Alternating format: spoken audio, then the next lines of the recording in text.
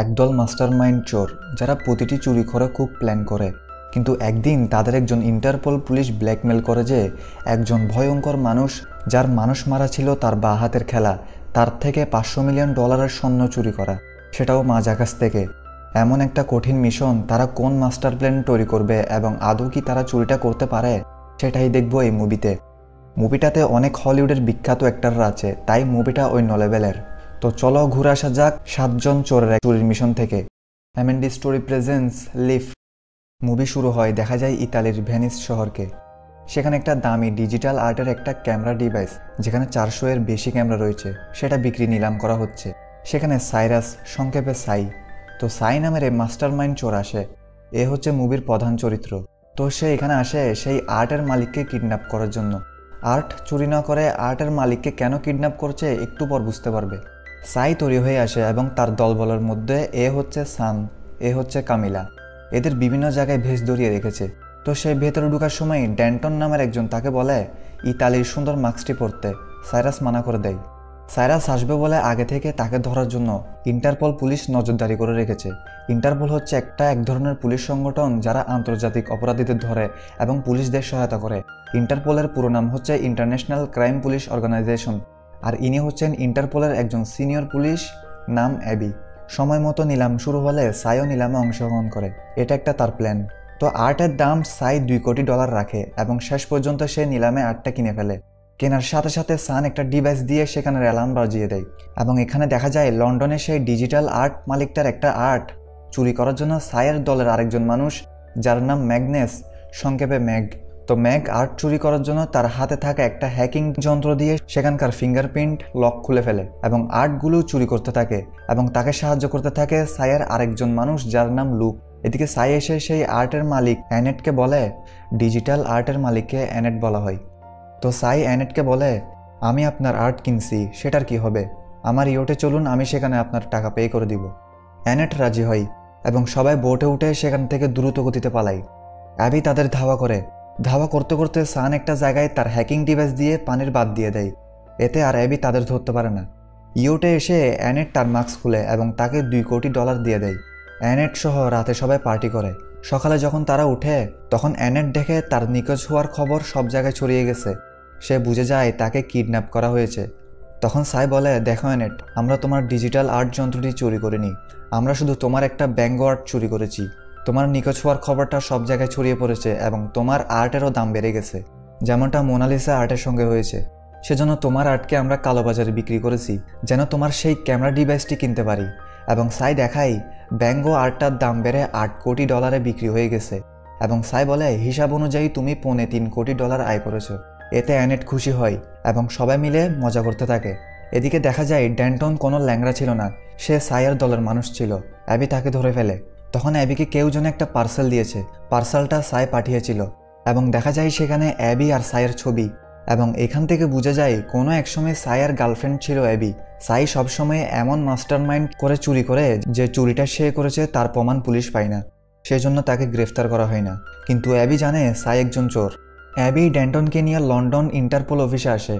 সেখানে একজন senior police, যার নাম হাক্সলি, সে অ্যাবিকে একটা গুরুত্বপূর্ণ কথা বলার জন্য ডাকে। অফিসে এসে হাক্সলি বলে, এ মানুষটার নাম জর্গেনসন, সংক্ষেপে জর্গেন। জর্গেন একজন ভালো ব্যাংকার ছিল। পরবর্তীতে সে আতঙ্কবাদীদের সাথে হাত মিলায় এবং তাদের টাকা পাচার করত। এবং আতঙ্কবাদী যখন কোনো জায়গায় হামলা করত, যেমন বোম ব্লাস্ট করত, আগুন ধরিয়ে দিত, তখন স্টক মার্কেটের দাম কমত এবং জর্গেন এতে অনেক টাকা কামাতো। অর্থাৎ নিরীহ মানুষদের মেরে সে টাকা কামাতো এবং ধীরে ধীরে মানুষ মারা তার বাঁ হাতের খেলা হয়ে যায়। হাক্সলি বলে সে 1 বছর ধরে তাকে ধরতে চাচ্ছে, কিন্তু তার বিরুদ্ধে কোনো প্রমাণ না থাকায় তাকে ধরা যাবে না এবং সবাই তাকে বাঘের মতো ভয় করে, সেজন্য কেউ তার সাক্ষী তো দূরের কথা, তার নাম পর্যন্ত মুখে আনে না। হাক্সলি আরও বলে, জর্গেনের দলে তার একজন মানুষ, যার নাম আর্থার টিগ। হাক্সলি টিগকে মেরে ধরে জানতে পারে যে জর্গেন তাকে একটা নতুন কাজ দিয়েছে। তারা একটা লেভাইথন হ্যাকার গ্রুপের সাথে এক হয়েছে। তারা একটা ধ্বংস চালাবে যেখানে শহরের পানির উপর প্রভাব পড়বে এবং লেভাইথন তার পেমেন্ট টাকার বদলে স্বর্ণ নিবে, যেগুলোর দাম $500 মিলিয়ন এবং সেগুলো লন্ডনের ব্যাংক থেকে জিউরিক যাবে 17 দিনের মধ্যে। এখন মানুষদের বাঁচাতে পুলিশ স্বর্ণগুলো সরাসরি বাধা দিতে পারবে না, কারণ তাদের বিরুদ্ধে প্রমাণ নেই। হাক্সলি বলে তাদের এখন সেগুলো চুরি করার জন্য মাস্টারমাইন্ড চোর দরকার, আর সে হচ্ছে সাই এবং তার টিম। হাক্সলি অ্যাবিকে বলে সাইকে রাজি করাতে, এতে সাই মানতে পারে। অ্যাবি সাইয়ের কাছে আসে এবং বলে শেষ পর্যন্ত আর্ট চুরি করতে গিয়ে ধরা পড়লে। অ্যাবি বলে যে যার কাছে সাই আর্টটি বিক্রি করেছিল সে ধরা পড়েছে এবং সে ড্যান্টন, লুক এবং ম্যাগনেসের নাম বলে দিছে। অ্যাবি আরও বলে তোমাকে একটা স্বর্ণ চুরি করতে হবে যার মূল্য $500 মিলিয়ন, যার মালিক জর্গেনসেন। জর্গেনের নাম শুনে সাই বলে তার দ্বারা এই চুরি করা সম্ভব নয়, কারণ জর্গেন খুব ভয়ানক মানুষ, তার জিনিস চুরি করতে গেলে প্রাণও চলে যেতে পারে। অ্যাবি বলে যে সে যদি রাজি না হয় তার দলের সব সদস্য অনেক বছর জেলেই থাকতে হবে, আর যদি রাজি হয়ে যায় তাহলে তাদের আগে পরের সব কেস বাতিল করা হবে এবং তাদের গ্রেফতার করা হবে না। সাই বলে তাদের মিশনে তাকেও সাথে দিতে হবে। অ্যাবি পুলিশ হওয়ার কারণে প্রথমে মানা করলেও পরে রাজি হয়ে যায়। অ্যাবি সাইয়ের টিমের কাছে আসে। সাইয়ের টিম সব কথা শোনার পর রাজি হয় না। তারা বলে এই মিশনটা অনেক কঠিন এবং কি জানে আমাদের দিয়ে কাজ করিয়ে সে নিজে সরে পড়বে। সাই তাদের বুঝায় এবং বলে অ্যাবি তাদের প্রমাণসহ ধরে ফেলেছে। এটা শুনে পুরো টিম রাজি হয়। অ্যাবি তাদের এই মিশন সম্পর্কে বুঝায় এবং বলে 17 দিন পর জর্গেন $500 মিলিয়ন স্বর্ণের বার লন্ডন ব্যাংক থেকে জিউরিক পাঠাবে। স্বর্ণগুলোকে একটা বাক্সে ভরা হবে, তার ওজন হবে 10 টন। তারপর সেগুলো ব্যাংক থেকে কড়াকড়ি সিকিউরিটিতে এয়ারপোর্ট পৌঁছানো হবে এবং সেখান থেকে জিউরিক যাবে একটা প্যাসেঞ্জার প্লেন করে সেগুলোকে নিয়ে যাওয়া হবে। এরপর দেখা যায় জর্গেন জেনে গেছে তার দলের একজন মানুষ পুলিশকে সব কিছু বলে দিছে। জর্গেনের একজন লোক যার নাম কর্মেক, সে টিককে মারতে থাকে। ভিডিও কলে জর্গেন কর্মেককে বলে বিদায় জানিয়ে দাও এবং সেই হিংস্র কুকুরটা তার ক্ষুধা মিটায়। সাই তার টিমকে বলে তাদের এই কাজ করার জন্য একটা বিমান দরকার। সান কিছু বিমানের নাম বলার পর তারা মলসেন নামের এক আইটি ইঞ্জিনিয়ারের বিমানকে পছন্দ করে। দেখা যায় সে লেভেলের একটি জেট। মলসেন বলে তার এই জেটটি নাসার একটা পরীক্ষার জন্য বানানো হয়েছে। পরীক্ষা করার পর জেটটি উড়ানো আইনগত অপরাধ, কিন্তু সে মাঝে মধ্যে জেটটি উড়ায়। তখন এই কথা শুনে অ্যাবি তাকে তার ব্যাজ দেখায় এবং বলে তুমি একজন ইন্টারপোল অফিসারের সামনে এই কথাগুলো বলেছ। এভাবে তাকে ব্ল্যাকমেল করতে থাকে। মলসেন রাজি হয়ে যায়। তারপর দেখা যায় তারা বিমান রাখার একটা বড় জায়গায় তাদের আস্তানা বানায়। ম্যাগনেস একটা লেজার বানায় যেটা দিয়ে লকার কাটা যায়, আর কামিলা সেই জেটটি চালানোর প্র্যাকটিস করতে থাকে। তাদের কাজটা সহজ হওয়ার জন্য সেই আর্টের ডিভাইস থেকে ক্যামেরাগুলো বের করে পুরো বিমানে লাগালে বিমানের বাইরে সব কিছু দেখা যাবে, আর এই কাজটা দেয় লুককে। এদিকে সান বলে এই প্রাইভেট জেটটি জিপিএস থেকে গায়েব করার জন্য একটা পোর্টেবল ইন্টারফারেন্স ডিভাইস লাগবে, কারণ জেটটি যদি সেই বিমানটির স্ক্রিনে আসে তাহলে তারা বুঝে যাবে যে তাদের কেউ ধরার চেষ্টা করছে এবং তারা বুঝে যাবে স্বর্ণ চুরি করার জন্য তারা আসছে। কিন্তু এখানে সমস্যা এই যে জেটটি এত স্পিডে চলবে যে সেই ডিভাইসটি এতে ভালো কাজ দিবে না এবং বিমানবন্দর অফিস বুঝে যাবে যে স্বর্ণের সেই বিমানটি বিপদে আছে। সাই বলে তাহলে তাদের একজন মানুষ বিমানবন্দরে থাকতে হবে যেন সে ভুলভাল সিগন্যাল শোনাতে পারে। অ্যাবি বলে তার একজন পরিচিত মানুষ আছে যার নাম হ্যারি। সাই আর অ্যাবি সেখানে যায়। দেখা যায় হ্যারি অদ্ভুত ধরনের মানুষ। হ্যারি ঝুঁকিপূর্ণ কাজ দেখে মানা করে দেয়, কিন্তু সাই তাকে $10 লক্ষ দিবে বলে দেয়। হ্যারি এটা শুনে বলে আপনাদের সাথে কাজ করে ভালো লাগবে। এদিকে হাক্সলি অ্যাবি ও সাইয়ের সঙ্গে দেখা করে। হাক্সলি জানাই আর্থির লাশ পাওয়া গেছে এবং বলে হয়তো 10 দিনের মধ্যে নিয়ে যাওয়া হবে স্বর্ণগুলো। এদিকে সাইরা দেখে লেভাইথন হ্যাকাররা অনেক জায়গায় ব্লাস্ট করার ফলে পানির বাঁধ ভেঙে শহরে বন্যা দেখা দিয়েছে। হ্যাকাররা জর্গেনকে একটা ডেমো দিয়েছে, আসল খেলা তো বাকি আছে। এদিকে সাইরা জেট বিমানটিকে বুলেট প্রুফ করে ফেলে এবং সেগুলোর বাইরে ক্যামেরাগুলোকে লাগিয়ে দেয়। সান বলে তাদের এই ডিভাইসটি বড় হওয়ার কারণে সেটাকে বোমের মতো লাগছে, তাই এয়ারপোর্টে ধরে ফেলবে। তারা বুদ্ধি করে যে তারা সেটাকে আলাদা আলাদা পার্ট করে এক একজন এক এক পার্ট নিয়ে বিমানবন্দরে ঢুকবে। বুদ্ধি অনুযায়ী তারা পার্টগুলো নিয়ে নেয়। অবশেষে স্বর্ণ চুরির দিনটি এসে যায়। বিমানবন্দরে সাইরা স্বর্ণ রাখা সেই বিমানে উঠে পড়ে। সেখানে কর্মেক ও তার কিছু সাথীও থাকে। তারা সাইদের উপর সন্দেহ করে। বিমানের নিচের অংশটাই যেখানে মানুষের বড় মালপত্র রাখা হয় সেখানে সেই $500 মিলিয়ন স্বর্ণের বারগুলো একটা লকারে ঢুকিয়ে হাই সিকিউরিটিতে লক করে দেওয়া হয়। সাই সবার পজিশন জিজ্ঞেস করলে দেখা যায় লুক বিমানবন্দরে রয়ে যায়, কারণ সে এটা করতে ভয় পাচ্ছিল। অর্থাৎ তাদের এই মিশনে একজন বাদ পড়ে গেছে।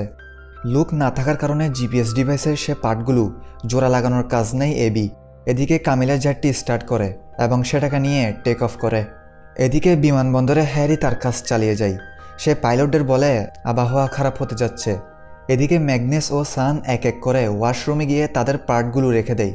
তারপর অ্যাবির কাজ হলো সেগুলোকে জোড়া লাগানো। তার সময় 10 মিনিটের, কারণ ডিভাইসটা লাগানো দেরি হলে বিমানবন্দরে অন্য কর্মচারীরা বুঝে যাবে যে তাদের বিমানের পাশে আরও একটি বিমান। তো অ্যাবি ওয়াশরুমে গিয়ে ডিভাইস জোড়া লাগায়। এবং সেটাকে যখন আবার উপরে রাখতে যায় তখন হঠাৎ তার হাত থেকে ডিভাইসটা পড়ে যায় এবং ডিভাইসটার পার্টগুলো ভেঙে যায়। সাই দেরি হচ্ছে দেখে সেখানে যায় এবং দেখে ডিভাইসটা ভেঙে গেছে। সাই ডিভাইসটা লাগাতে গিয়ে ওয়াশরুমের বাইরে জর্গেনের লোক ডাকতে থাকে। তখন অ্যাবি ওয়াশরুমে এক ধরনের আওয়াজ, হ্যাঁ ওই আওয়াজটা করতে থাকে এবং বাইরে থাকা লোকটা মনে করে তারা ব্যস্ত আছে। সময় ছিল আর 1 মিনিট। এদিকে কামিলা বিমানের একদম কাছে এসে যায়। 1 মিনিট পার হয়ে যাওয়ার কারণে বিমানবন্দরে উঠে যায় 2টি বিমানের চিহ্ন। সেখানের একজন কর্মচারী এটা দেখে এবং সেটা হ্যারিকে জানালে হ্যারি বলে, স্যান্ড্রা অনেক হয়েছে, তুমি আমাকে এসব কথা বলে কষ্ট দাও। তুমি কি মনে করো আমি কাজ ঠিকভাবে করতে পারি না, শুধু আমি চলতে পারি না বলে? এসব কথা বলার সময় আবার ঠিক হয়ে যায় ডিভাইসটা, অর্থাৎ ডিভাইস লাগানো হয়ে গেছে। স্যান্ড্রা এটা দেখে মনে করে তার ভুল হয়েছে।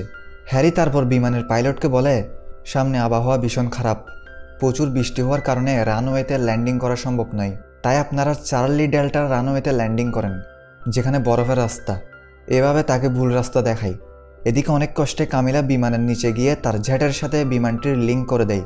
এখানে জেটটি লিঙ্ক করার কারণ হচ্ছে যে কামিলার জেটের মধ্যে একটা ড্রোন আছে, যেটার সাথে বড় বিমানটির একটা সংযোগ স্থাপন করলে তাদের সেই জিপিএস ডিভাইসটি একটা সিস্টেমে দেখানো হবে যে ড্রোনটি হচ্ছে বড় বিমান। এতে বিমানবন্দরের অন্য কর্মচারীরা একটুও টের পাবে না যে বিমান অন্য জায়গায় ল্যান্ড করেছে। কামিলা ড্রোন ছেড়ে দেয় এবং ড্রোনটা জিউরিকের দিকে যেতে থাকে আর বড় বিমানটি চার্লি ডেল্টাতে যেতে থাকে।